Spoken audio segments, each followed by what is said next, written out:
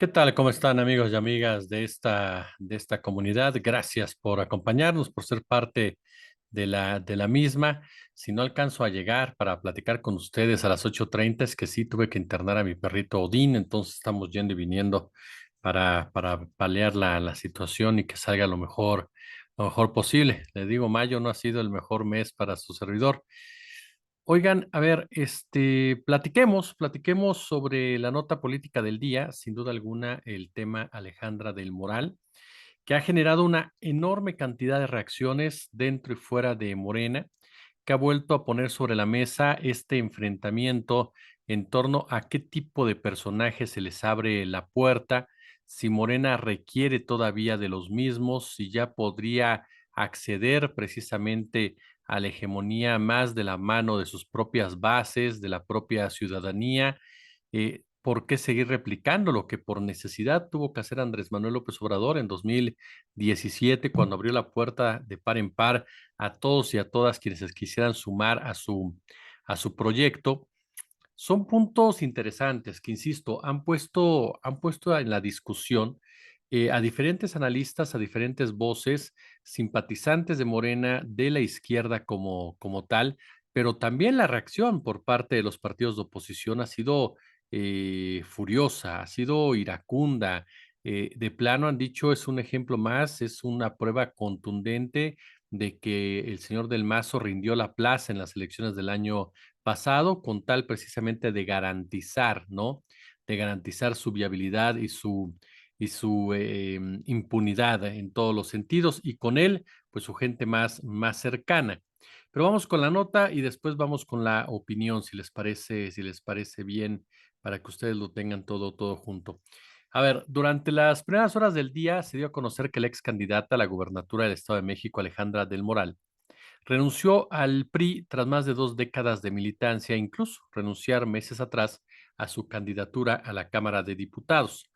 Por medio de una carta que hizo pública en redes sociales, la expresidenta municipal de Cuautitlán Izcalli cuestionó el papel de la dirigencia nacional del tricolor a cargo de Alejandro Alito Moreno y apuntó a que es la razón por la cual deja el partido fundado hace casi 100 años. Es decir, que no pudo llegar a acuerdos, que no tuvo ningún tipo de relación cercana, amable con el todavía dirigente nacional del PRI. Textualmente dice, la actual dirigencia nacional ha dejado de lado los ideales revolucionarios de democracia y justicia social. El PRI que conocí, al que orgullosamente representé y defendí, ya no es el mismo. Se ha alejado de ser la voz auténtica del pueblo, lo que se puede leer en este comunicado. Momentos después de dicho anuncio, Claudia Sheinbaum, candidata a la presidencia de la República, anunció que la ahora expriista se unía a su campaña, a su proyecto de segundo piso de la Cuarta Transformación. La renuncia de la ex aspirante a la titularidad del Ejecutivo local, dicen algunas voces, evidencia la pérdida de poder del tricolor en la entidad. Yo creo que lo que evidencia, si me lo permiten, es el rompimiento entre el PRI de Alito Moreno y el grupo Atlacomulco. A mí me parece que el grupo Atlacomulco, que no depende del PRI para mantener su poder, nos lo ha dicho no una, sino en varias ocasiones Francisco Cruz Jiménez, es un grupo muy poderoso que tiene vertientes religiosas, económicas, por supuesto, militares incluso, y por ende también criminales. Es un grupo integrado, sí, por políticos de esa entidad, sí, por empresarios de esa entidad, sí, por generales de esa entidad y sí, por obispos y religiosos de esa entidad, en los cuales utilizaban la nomenclatura priista o las siglas priistas para llegar al poder precisamente de esa entidad, pero que siempre se manejaron hasta cierto punto de forma independiente desde su propio nacimiento, y que tuvo sus momentos más trascendentales, por supuesto, con Carlos Hank padre, pero sobre todo con la llegada de Enrique Peña Nieto, que fue el integrante del Grupo Tlacomulco que alcanzó la silla del Águila. Ustedes recuerdan que Alfredo del Mazo padre se le llegó a mencionar en alguna ocasión, sobre todo para sustituir a Miguel de la Madrid, hecho que incluso lo enfrentó con el propio Carlos Salinas de Gortari. Se llegó a mencionar también a diferentes personajes de este grupo, como Ignacio Pichardo Pagasa, también como opción de la silla del Águila, el propio Carlos Hank. E incluso cuando muere Colosio asesinado, hubo voces que pedían que Carlos Hank asumiera precisamente dicha candidatura, lo cual no pudo por una cuestión constitucional.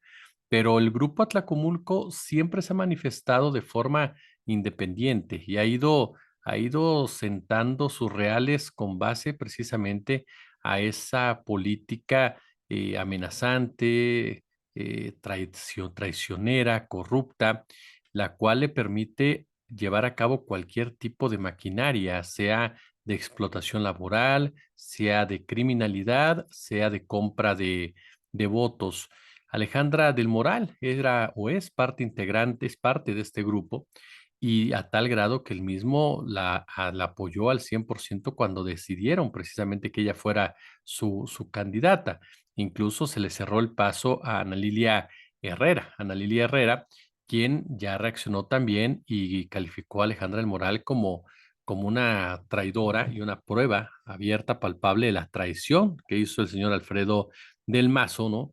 Al Partido Revolucionario Institucional. Ahora, los problemas en el Estado de México no iniciaron con la pasada elección, sino que se vienen generando ya desde hace varios años, para ser exactos, desde los 90, en donde hubo ya ciertas diferencias entre el grupo Atlacomulco y el priismo nacional.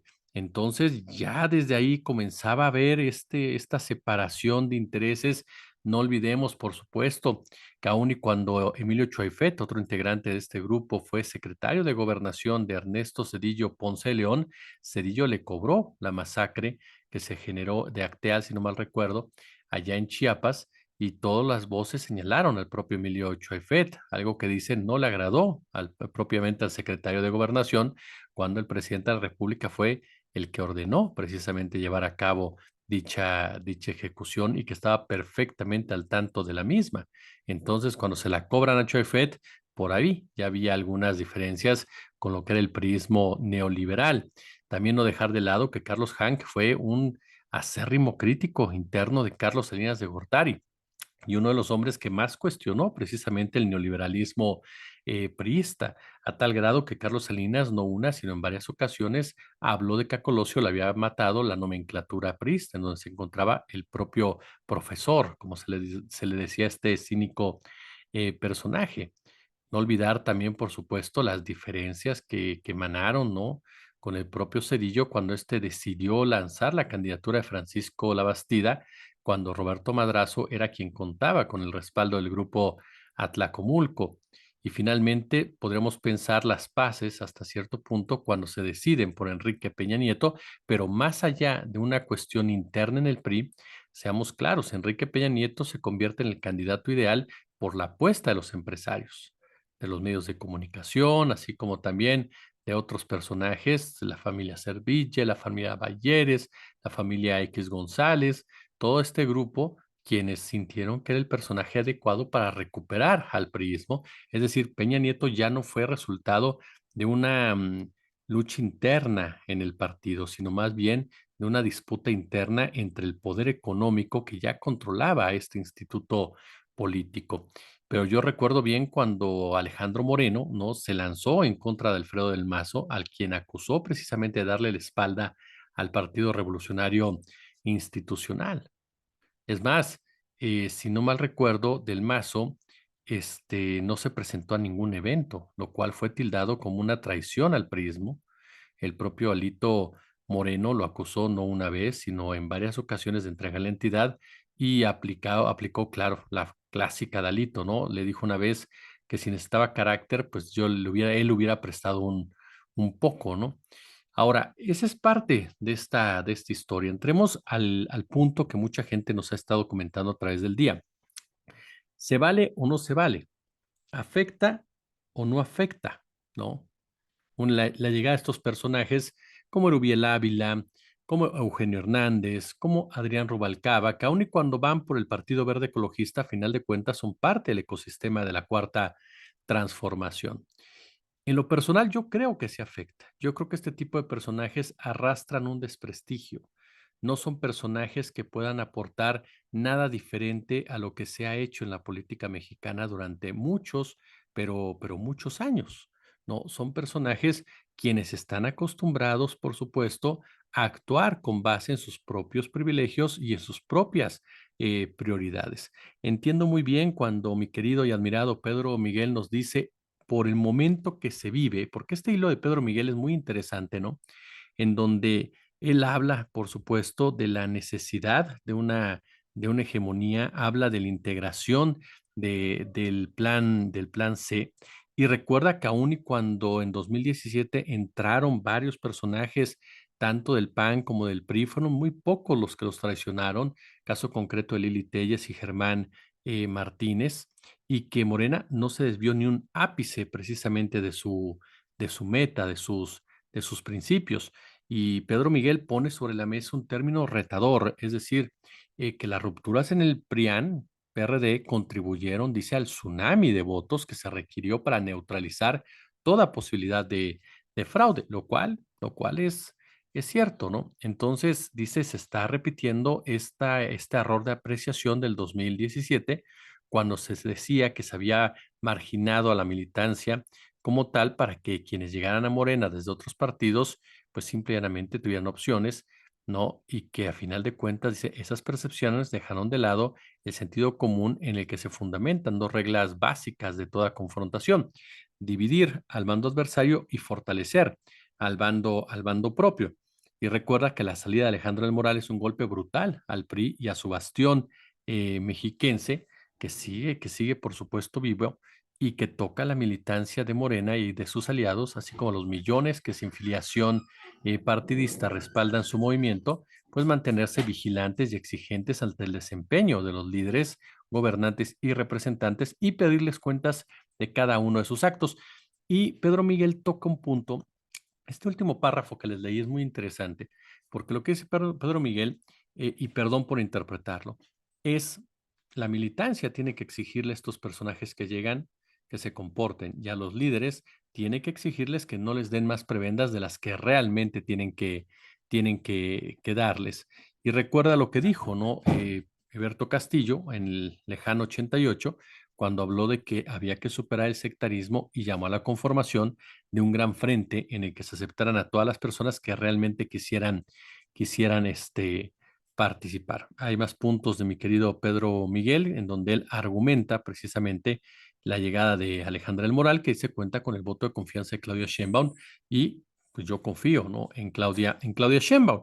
Cada uno de estos puntos de Pedro Miguel son válidos, ¿no? Son válidos, son interesantes para la discusión, sin duda alguna. El tema también es que al hablar de una de Alejandra del Moral, de una Erubiel Ávila, de un Adrián Rubalcaba, de un Eugenio Hernández, no hablas de cualquier político, no hablas de cualquier militante del PRI o PAN o PRD que decida dejar este barco y sumarse al otro. Aquí ya estamos hablando de líderes, líderes que realmente no han aportado nada positivo para nuestro país, y que a todas luces su inclinación hacia Morena busca mantenerse en una impunidad y busca, por supuesto, mantenerse mamando del presupuesto público. ¿Tendrán o no tendrán la fuerza para desactivar un movimiento, desviar un movimiento? A mí me parece, por supuesto, que no. No creo sinceramente que tuvieran esa fuerza. Una disculpa por el desenfoque de la cámara. No creo sinceramente que tengan esa fuerza, pero a final de cuentas sí arrastran un desprestigio, sí arrastran un desprestigio que no cae bien entre los simpatizantes de Morena, no cae bien entre las personas de izquierda que han luchado en contra de estos mismos sujetos, ¿no? Por ejemplo, la gente de Morena en Tamaulipas, que luchó durante años, incluso antes de constituirse como Morena, en contra de personajes como Eugenio Hernández. Y el caso concreto del Estado de México, recordar cada ataque por parte de Alejandra del Moral, que calificaba a Morena como una fuerza destructora, además de los fraudes, señalamientos, acusaciones y pruebas que se demostraron de hechos ilícitos por parte de esta política. Entonces es como el mismo caso de Rubiel Ávila, otro personaje que se sabe perfectamente que su currículum, digámoslo así, pues no es precisamente el más honesto. Entonces estamos, ahí le pongo yo esos dos escenarios. Ahí tiene usted esos dos escenarios, ¿no? Yo entiendo el pragmatismo que debe de existir. Entiendo que el momento que vive Morena es lograr el plan C, porque hoy por hoy es lo que se está discutiendo, el plan C. Eso es lo que se está discutiendo en este momento ya. Ya no es la presidencia de la República, que ya está ganada por Sheinbaum, aunque a Xóchitl nadie le haya dicho nada. Aquí se está discutiendo el plan C como tal. Y la pregunta es, ¿cuánto te aportan en esa discusión estos personajes? Eso es pragmatismo político. ¿Qué tanto ese pragmatismo se puede convertir en un daño al interior de Morena o al exterior de Morena? Depende de qué tanto estos personajes lleven a cabo acciones que vayan en contra de este movimiento y de las acciones de este movimiento. ¿Tú, Jesús, los hubieras aceptado? Yo no. Yo no lo hubiera aceptado, definitivamente. Pero siendo pragmáticos, entiendo las razones y los porqués nos está aceptando el grupo de Claudia Sheinbaum. Ahora, hay un factor aquí clave que no podemos dejar de lado, y es que a final de cuentas, la salida de Del Moral marca, y es algo que no podemos dejar de lado, insisto, no nos podemos poner la venda en los ojos, marca una relación que sí ha habido entre el gobierno de Andrés Manuel y esa línea del grupo Atlacomulco, no, iniciada por el propio Enrique Peña Nieto, que ustedes saben, y yo insisto, Peña Nieto no es que haya dejado pasar a Andrés Manuel, simple y llanamente Peña Nieto no iba a meterse porque sabía que si ganaba Naya lo iban a meter a la cárcel. Es decir, Peña Nieto no fue un demócrata, lo que hizo fue jugar sus fichas en un escenario en donde él ya estaba perdiendo definitivamente la disputa al interior del PRI y con el Partido Acción Nacional, que tenía como asesor a Carlos Salinas de Gortari. Entonces, Peña Nieto no fue que dijera, yo voy a defender la democracia y las elecciones limpias y Andrés Manuel, voy a impedir que le hagan trampas, sino que más bien se dio cuenta que si él permitía a Canalla llegar a la presidencia de la República mediante un fraude, tarde o temprano a Anaya se le iba a cobrar, porque Anaya es un matachifles que es traidor hasta la pared de enfrente, que no tiene ningún tipo de código, ningún tipo de decencia, ningún tipo de principios. Entonces, por lo mismo, Peña Nieto lo que hizo fue no meterse, ¿no? Y eso fue algo que le agradeció el presidente y ha sido algo que le ha permitido a Peña Nieto mantenerse, digámoslo así, fuera de cualquier tipo de polémica o cualquier tipo de señalamiento, aun y cuando en su gobierno fue un gobierno corrupto, un gobierno con mucha violencia, un gobierno en donde varios de sus personajes han generado mucho, pero mucho dolor a nuestro país y que tendrían que enfrentar consecuencias legales, incluso más, si usted me lo permite, por la inmediatez del tiempo que el del propio Felipe Calderón Hinojosa. Entonces, a mí me queda claro que sí hay esa relación. No creo yo el pacto que tanto se ha dicho, que si Andrés Manuel pactó con él, que como Peña Nieto no se metió, entonces Andrés Manuel lo va a proteger. No lo creo. Lo que sí creo es que sí hay una deferencia de Andrés Manuel López Obrador por el hecho de no haberse metido en esta elección y de haber decidido, como se enteró el propio Andrés Manuel y lo plasma en su libro, no involucrarse en los intentos de fraude que ya estaba planteando la gente de Claudio X González, padre, para ese año 2018, algo que para Andrés Manuel es importante y que él, por supuesto, no va a olvidar. Dos, la relación, por supuesto, del lado de la milicia mexiquense, de el grupo Tlacomulco en la Sedena y que también juega un papel importante en ese contrapeso con los empresarios que no son del estado con los generales que no son del Estado de México y que de una u otra manera han jugado un papel también algunas veces en contra del presidente, sin olvidar el tema también empresarial. Carlos Han, hijo, está metido en el Consejo Asesor del presidente de la República y es uno de los hombres que tiene una muy buena relación con él y es uno de los líderes precisamente del grupo Atlacomulco. Entonces, ahí está esa vena. No hay duda de la relación que tenía Andrés Manuel con Alfredo del Mazo y ahora el caso concreto de Alejandra del Moral, que es parte precisamente de ese grupo. Eso no podemos negarlo. Mi punto, y esa es la pregunta que yo les hago, es, ¿ustedes qué hubieran hecho? ¿Ustedes hubieran aceptado o no hubieran aceptado precisamente a Alejandra del Moral y a este grupo, ¿no? Y esta línea, el grupo Atlacomulco, que ojo, políticamente hablando es una carambola. ¿A qué me refiero? A que con Alejandra del Moral de tu lado debilitas a las fuerzas mexiquenses que se quedaron molestas por la victoria de Delfina Gómez y llevas a cabo un contacto y una negociación como tal con un grupo que te puede incendiar el Estado de México y que lo trató de hacer con su violencia políticamente controlada de la mano de la familia michoacana. Entonces, en política, dicen algunos, se vale, pero también existimos a lo mejor los idealistas, ¿no? Las personas ideales que consideran que tiene que ser más clara y más transparente y de una manera distinta y más apegada a los principios y valores de la izquierda y no jalar a tanto personaje que de una u otra manera ha sido de los grandes destructores de este país, ¿no? Pero insisto, ¿ustedes qué piensan? Y al final, pues al final dependerá mucho de qué hasta cuánto poder lleguen a alcanzar estos sujetos para poder cuestionar o no la decisión de haberlos incluido ya con argumentos, ¿no? Por el momento todo es una cuestión ideológica, ¿no? Una cuestión, por supuesto, que está más que clara, que son personajes indefendibles, personajes que acarrean consigo acusaciones muy serias de diversos delitos, pero también acarrean cierto poderío electoral, cierta cantidad de votos que en Morena, los líderes Morena, los líderes de Claudia, los consideran atractivos, pero lanzan la arenga de que una cosa es que apoyen y otra cosa es que se les den cargos, lugares o bien otro tipo de situaciones. ¿Ustedes qué opinan? Yo, como siempre, les agradezco el favor de su atención. Nuevamente una disculpa, no sé por qué se está desenfocando la cámara. Lo voy a checar ahorita y ya lo saben, si les gustó el video, échenle pulgar arriba, déjenos sus comentarios, déjenos sus puntos de vista, échenle el chat, échenle el super chat, el super gracias. Si hay chance, suscríbase, por favor, déle a la campanita, la notificación de YouTube y le reitero, como siempre, un gusto, como siempre, un placer.